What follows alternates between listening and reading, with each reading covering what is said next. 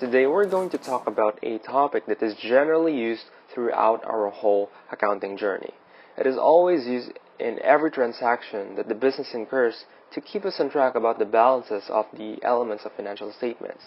It is what we call the journal entries.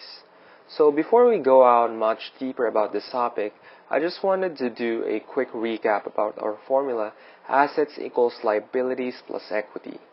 Always remember this formula when making a journal entry, okay? When we're making a journal entry, the debit is always on the left side and the credit is always on the right side. In our formula, the asset is always on the left side and the liability and equity are on the right side. What we are going to do here is we are going to mix them up.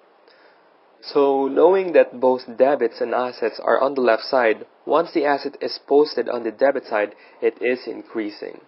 And if we are going to post the asset on the opposite side, which is the credit, then the asset would decrease. Same thing goes to liabilities and equity. So, knowing that liability and equity and credit are on the right side, that means if the liabilities and equity are posted on the credit side, it is increasing. And if it posted on the debit side, it would decrease.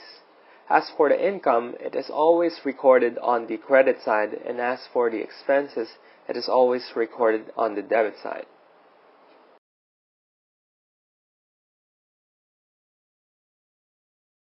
So let's try an example. Let's say we have LeBron James, who is the best in basketball in his time. Knowing that he has many fans, he tries to sell balls with a signature on it. He also said that whoever buys his ball would win a basketball tournament. Now let's say LeBron buys 1 million balls on account from us suppliers for $5 million. Our journal entry for this one is a debit to inventory for $5 million and a credit to accounts payable also for $5 million. Why? We use the account title inventory for the balls because it is a current asset and is expected to be sold within a year.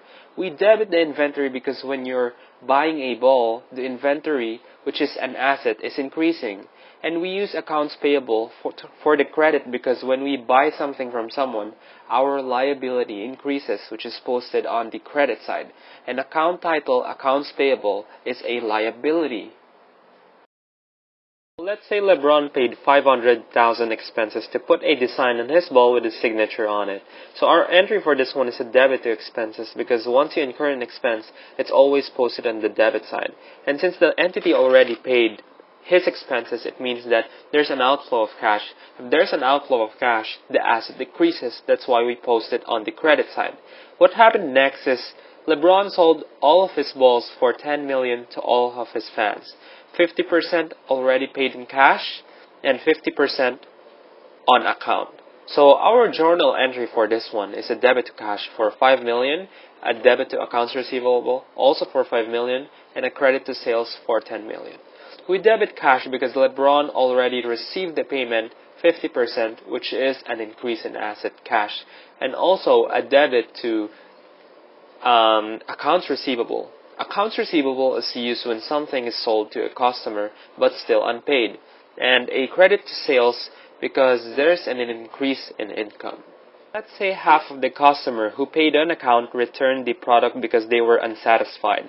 Our journal entry for this is a debit to sales return for $2,500,000 and a credit to accounts receivable for the same amount because the asset accounts receivable decreases.